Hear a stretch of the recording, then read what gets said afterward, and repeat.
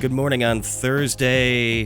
What is it? November 17th. November 17th. I just said it out loud right before we started. I'm already lost. It's okay. All right, we're done. Shut it down. Good night. See you, Is everybody. it already November 17th? Oh my God. It is November Black 17th. Friday is next week. Yes. Oh wait, Thanksgiving too. Yeah. Right. Really? Get excited That's about the most Thanksgiving American first. thing I've ever heard. Sorry, everybody. America. America. Is What do we? what's great about America? Black Friday. Speaking I of love you, America. Speaking of America, what are we talking about today? Well, not Sex. Not America. We are talking about sex. That's pretty Oh America. my God. Ben, are you gonna be able to get through this without giggling? No, but so what? It's a big deal. No, we're gonna talk about a recent survey that found that nearly 4 in 10 Americans would give up a year of sex for a lifetime of free of hacks, guaranteed free of hacks. The Cyber hacks. The cyber. Okay. Getting a It's lifetime an of the interesting cyber. survey of a hypothetical, but Right. okay. I mean, look, it's a legit survey. Harris Poll did it. It was commissioned by scientific. It was commissioned by a password management company, so the Okay. results are not surprising. But still, we're going to be talking about that. We'll talk about Qualcomm's latest flagship chip, the Snapdragon 835, and why you should care about it. There are reasons, and not just like super geeky reasons that only Ben and I understand. Which we'll talk about on the show. We will talk about. And then lastly, we're going to talk about Firefox's new browser for the iPhone, the Firefox Focus, which blocks ad tracking technology, which is kind of nice if you want a little bit of privacy in your life. Speed things up. Speed things up. And also speed things up. And privacy. Right, privacy. They market themselves as the privacy browser. So, all right, let's get it going. If you have any questions, as always, leave them in the comment section. Brian will pick them out, and we'll do our best to answer them. Alrighty. We'll get this podcast recorded. Be back to answer your questions in 3 minutes and 59 seconds, starting from 3, 2. Welcome to the 359, where we talk about the top tech news of the day and all the crap. No. We're just gonna start that over again. Pick it up. Yep. Pick it up. Welcome to the 359, where we talk about the top tech news of the day and all the other crap. What the hell? Are you serious? Yeah, it's Luckily, what. you're going on I'm vacation. going into vacation mode already. Yeah. I'm sorry, guys. I'm like. Some of us are stuck here. Let's get this done. Sorry, I've already checked out mentally. All right. Apparently. Sorry. All right. Welcome to the 359, where we talk about the top tech news of the day and all the other crap we want to throw in. I'm Roger Chang. I'm Ben Fox Rubin. Would you give up sex for 1 year in exchange for a guaranteed lifetime free from hacks? Nearly 4 in 10 Americans say yes, according to a Harris poll commissioned by password management company Dashlane. The numbers illustrate just how important the cyber, as our president-elect would put it, is important to our lives. Ben, is this Sure. something you would give up? Oh, come on. That's what you're going to ask me? Oh, yeah. I'm a serious journalist. I swear. So So it's a hypothetical. It is a hypothetical. It's a hypothetical, and we've seen that But polls. it's a fun question. Polls are often wrong. Yes. So But it's a fun question to it's ask. an interesting question, and it obviously, as you said, conveys the fact that hacks are becoming much more prevalent, and people are very concerned about them. To actually ask people if they'd give up sex over them, Right. I think Which is by the somewhat way- extreme. But but it's also kind of a standard survey type question. right? Totally. You always hear the whole, I would give up sex for whatever, right? And so in this case, it is for a lifetime free of hacks. I don't know. That's not bad. it's an interesting trade-off if that could actually be guaranteed.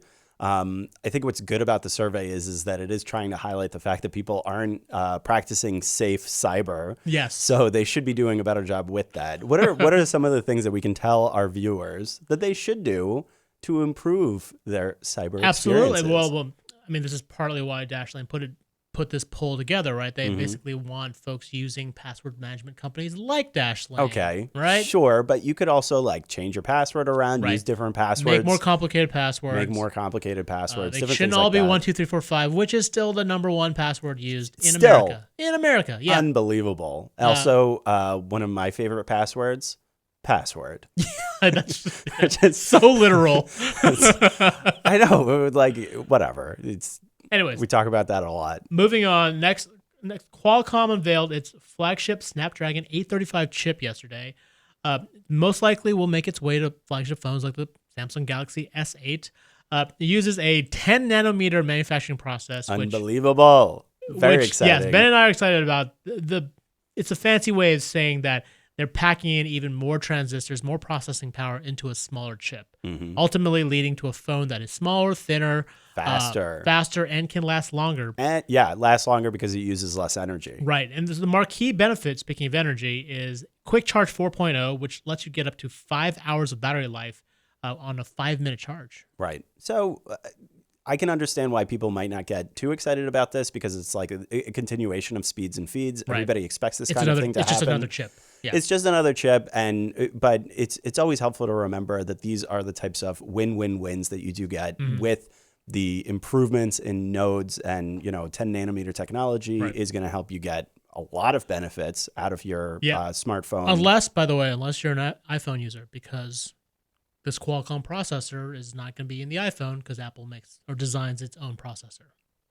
Maybe they'll do 10 nanometer. How often do they talk about 10 nanometer on stage? Apple doesn't Almost talk never. about that at all because that's not fit for actual normal people. Right. So, except for us and for our geeks like us. beloved 359 audience. So lastly, wanted to talk about Mozilla releasing a new browser for iPhones and iPads called the Firefox Focus. Mm-hmm. They're pushing it as the privacy browser because it is designed to block ads from tracking your web activities. Right. And not only is it privacy, but it is supposed to actually speed up your web browsing, which I think is really helpful. Absolutely. One thing that you're definitely not going to get with Chrome, Right. because Google makes so much of its money off of ads, it's obviously, it seems very unlikely to me that they're going to create ad blocking technology for that. Now, there are other ad blocking browsers. Brave and Opera offer the same kind of features. They're not as well known. So Firefox, at least, is kind of a known quantity. So give it a shot. It's out now. Check it out in the App Store.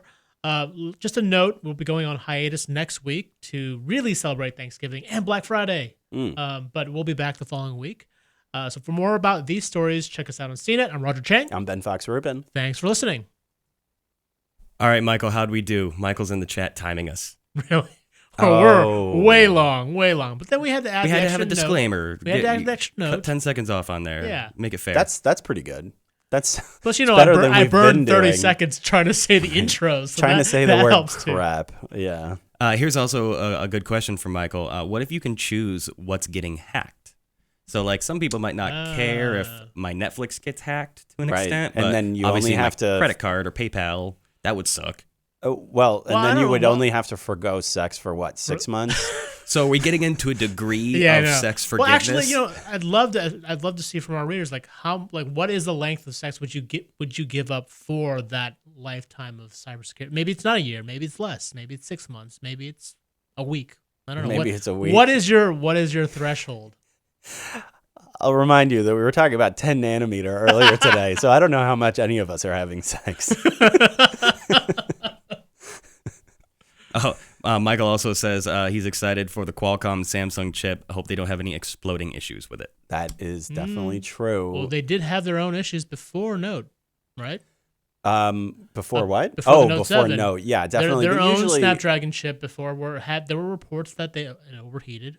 that is absolutely A year, right. not a year ago. A year Those ago, were right? Last year. That was back when I was covering chips, so that was a year and a long half ago. ago. Yeah. So I think that was with the Snapdragon 820 or 801. No, I think it was the 801. 820 was last year's or this year's. It was in the Galaxy S7. Yeah. So it was the one before that. There were Because a Samsung lot of overheating rumors and Right. stories about it. I don't know that we ever actually got down to finding out whether it was something negative that was floated Right. about Snapdragon or that it was in fact like serious overheating. All we know is last year Samsung mysteriously dropped Samsung or Qualcomm from its lineup in terms of chips powering its phone, and then this year they came back. And they're working together. So there Speaking you of go. that, Michael says it's nice to see major companies still willing to work with Samsung despite their struggles. Yeah, well, They're I mean, a huge platform. yeah, and in terms of this, I mean, they're working with Qualcomm is working with Samsung to manufacture the chip, and they've had a pretty long-standing partnership from a chip manufacturing perspective as well. Right. Not just using chips in their phone, but for having Samsung actually built those things. Yeah, and Qualcomm really does need Samsung. They're a really important partner with them, and Samsung buys the whole chip, the whole Snapdragon chip, which is both the processor and the radio, as opposed to Apple, which only buys the radio, which isn't as profitable for Qualcomm. Right. So Qualcomm is definitely going to do as much as it can to maintain that relationship, as we've already seen. So first up, 4 minutes and 22 seconds today. Wow, that was pretty bad. You got to tighten that up. Yeah. I stopped talking after you said Firefox Focus, partly because it's hard to say that. Firefox Focus. Yeah, say that 3 times fast. Scanning the chat, we got a lot of no's, would not give up sex for anything. All right, there you go. But I'm happy to hear that. There are some people in the chat who would. In fact, there are some who are, in fact, asexual. And I'm curious then, what would you give up for cybersecurity? Okay. Ice cream? No. Would you give up ice cream? Nope. No way. Here come the lactose intolerant. Oh, you're right. So here's a good question. What do you think is the best browser now? I'm gonna go ahead and curtail that towards mobile, since we're talking about the Firefox Focus. What do you prefer?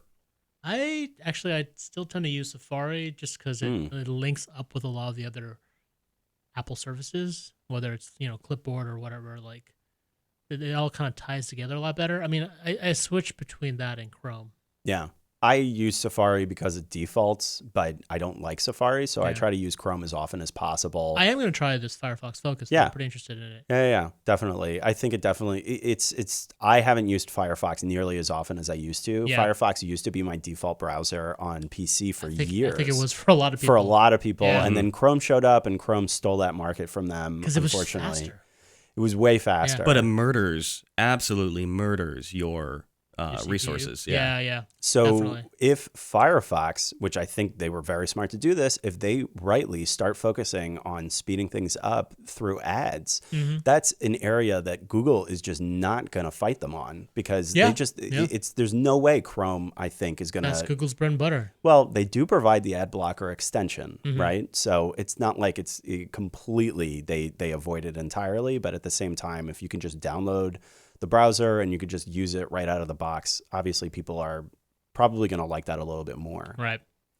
We've got fans of Opera, and spanning off from that, what do you think about browsers for Android, since you guys are referring to your iPhone experiences? You know what? For my Samsung phone, I tend to use the default browser Chrome. Maybe we're just lazy people. We just tend to use Chrome is the default on Android. Yeah. Okay. Obviously. Yeah, that makes sense.